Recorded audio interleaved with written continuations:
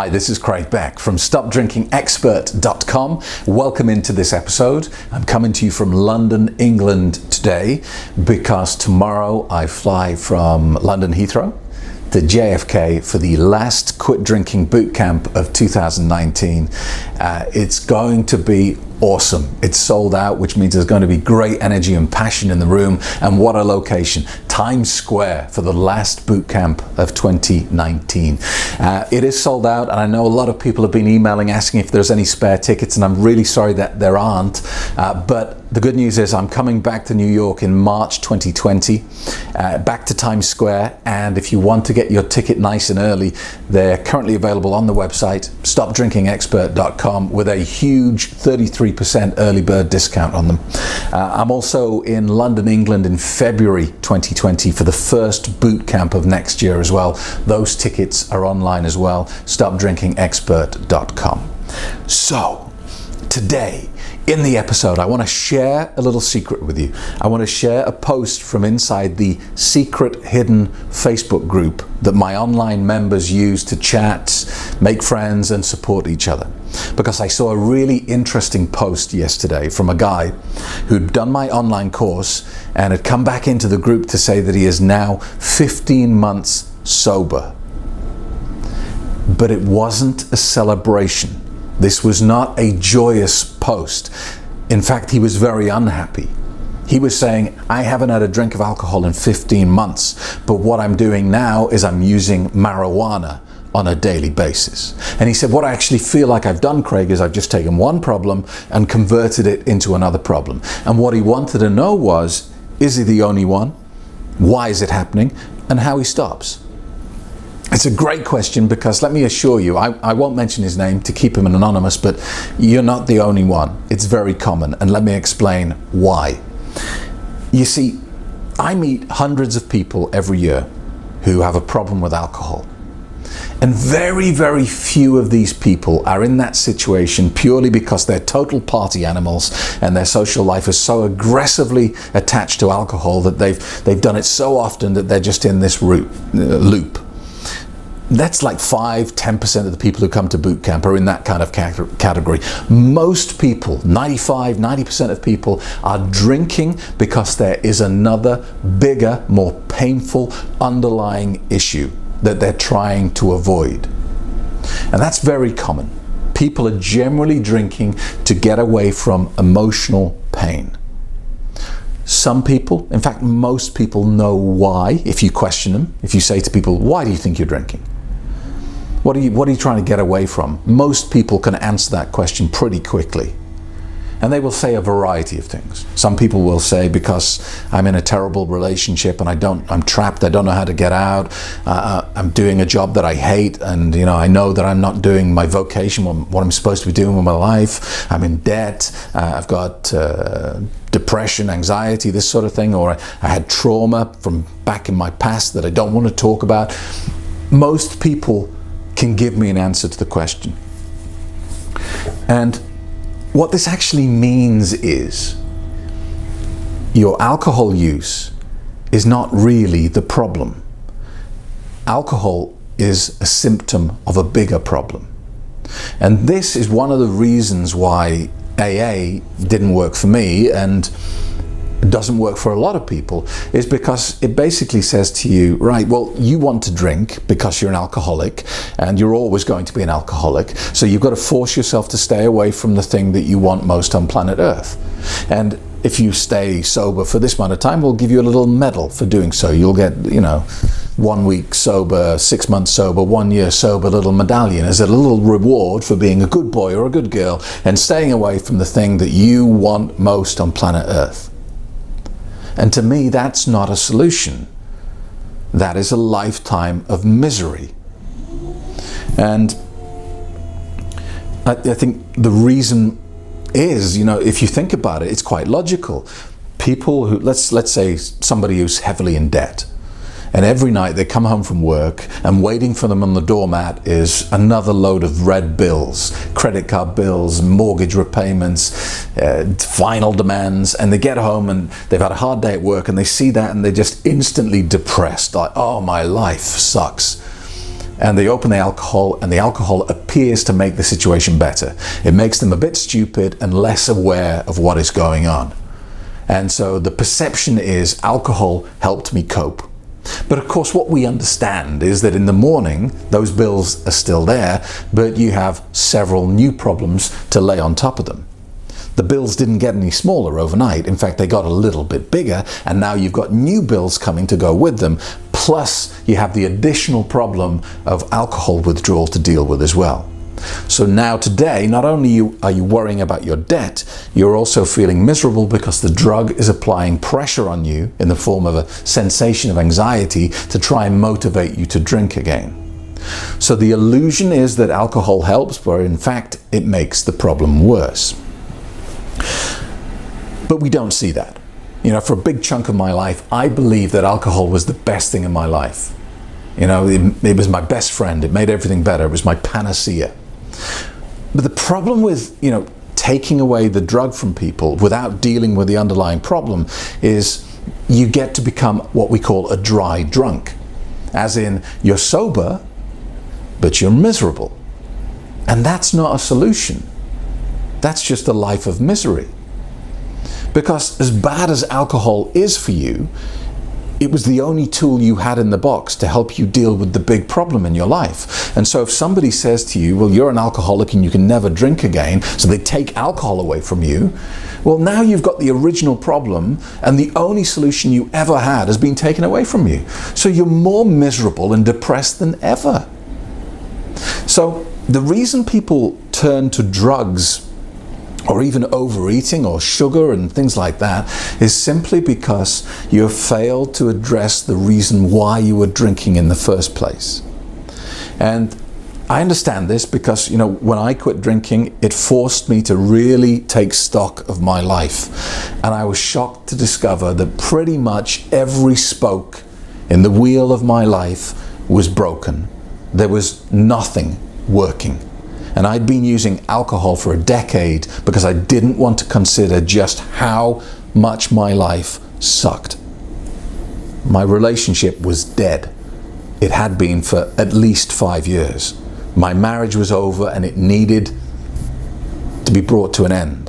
But I'd avoided that really painful decision for many, many years by drinking an anesthetic every night. My health was appalling. I was in terrible condition. My finances were a disaster. I was heavily in debt. I had mortgages and remortgages and credit cards all over the place. I couldn't breathe for the minimum monthly repayment I had to pay on my debt.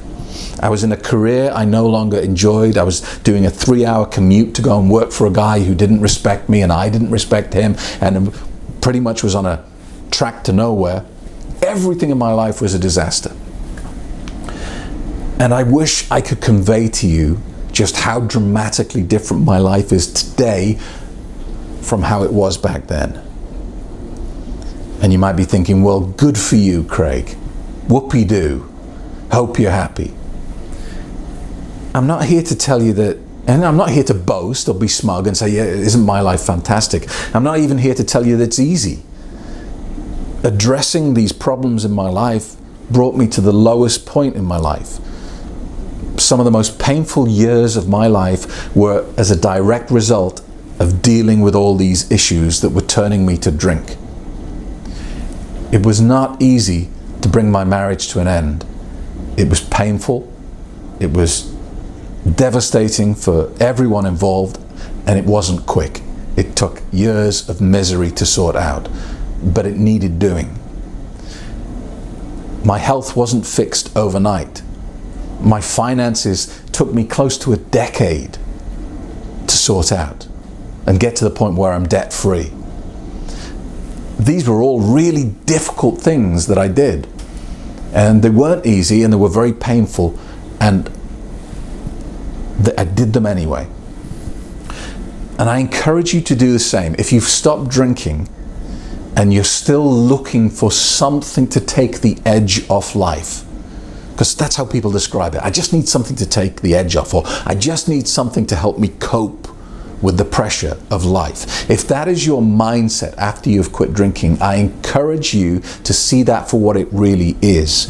It is not a sign that you need marijuana or heroin or sugar or any other external substance to enhance your life. It is a very clear and obvious sign that something needs attention, and it is something that's going to be a little bit painful.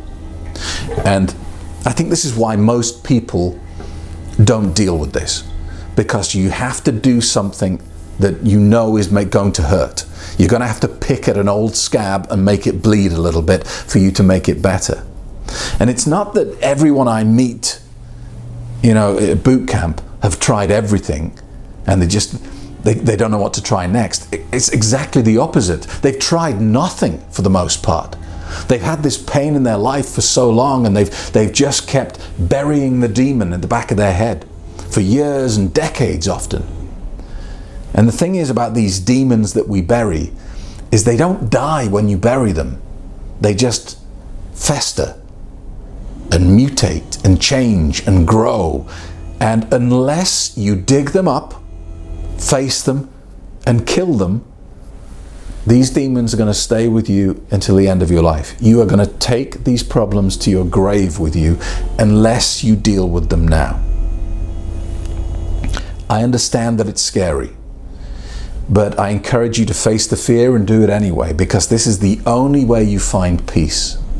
And unless you have peace within yourself, you're always going to be looking for an external solution. You're always going to be hankering back to the days when you could open a bottle of Jack and that would make your problems go away for a couple of hours.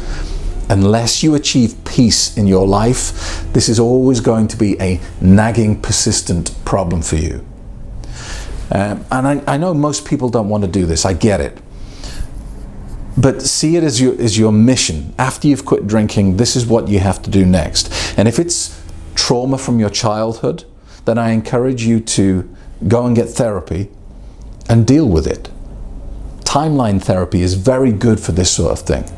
It's not a very well-known type of therapy, but it's very powerful for helping people deal with past trauma and post-traumatic stress. And what it does is it allows you to go back in time through your imagination, back to these specific events that are causing you misery, and see them again without the emotion. So instead of experiencing all the pain that came with them, like you did the first time around, you almost imagine yourself floating above the event and watching it play out beneath you, as though it's a movie or a play on a stage. And so you see it from a third-person point of view. You're detached from the event. And because the first time this thing happened to you, this horrible traumatic thing in your past, you were probably quite young, you weren't emotionally mature enough, you didn't have the critical thinking to accurately assess the situation, and so you just repressed it. Well, now you go back with your mature, experienced adult eyes and you watch the event again, and you're able to see it for what it really is. You're able to look at people who did you harm and see why they were doing it. It wasn't because they wanted to be evil, or it wasn't because they wanted to hurt you, because that is not why people do what they do. You will see people doing what they do to avoid their own fear, to avoid their own pain, and they get it wrong. And what this allows you to do is to take all the sting out of this event, all this negative power that is still lurking deep in your subconscious mind. Now, I get when people say, hang on, Craig, hang on. You have no idea what horrible things happened to me and what this person did to me or that person did to me. How dare you say that I have to go and forgive them? And I absolutely don't say that. I don't say that this is your fault. I don't say you have to accept the blame. I don't say that what they did was right or innocent or anything like that. All I'm saying is, holding on to this position the way you currently are is not serving you. It is not punishing them, does nothing to that other person. All it ever does is punish you into infinity. So you have to find a way to let go of it. It doesn't mean that it was right or that you're saying that it was okay. It's just getting to that point where you can release it and consign it to the past. because holding on to it serves no purpose, just causes you pain, makes you miserable, and continually keeps you in this loop of trying to find an anesthetic to make the pain go away. Now, it could not be past trauma in your case. It could be that you're not on the right career path, and you have to do some painful things to get you on the right career path. Perhaps you have to go back to school. You have to do a lot of training. You have to take some risks. You have to do this, you have to do that. But it's all stuff that you've been afraid to do in the past, and you've used alcohol to blot out that nagging sensation that you are on the wrong path. It's painful, but you are investing now to seek the rewards later. It could be that you're in an abusive relationship, and instead of dealing with that very difficult thing in your life, you've drank to make it go away. So, to go back to the original question, it's very common for people to turn to other drugs when they stop drinking if they have not dealt with the underlying cause of their drinking in the first place. I hope that helps. If you have any questions or you want something clarifying, please reach out to me. Always happy to buzz an email back to you, or even better, like and comment and subscribe to my YouTube channel, and I'll jump on there and put some comments and see if I can help you out. If you are genuinely worried about your drinking and you don't know what to do, you don't know where to start, the best thing you can do, and you can do it today, is sign up for my daily free Quit Drinking webinar.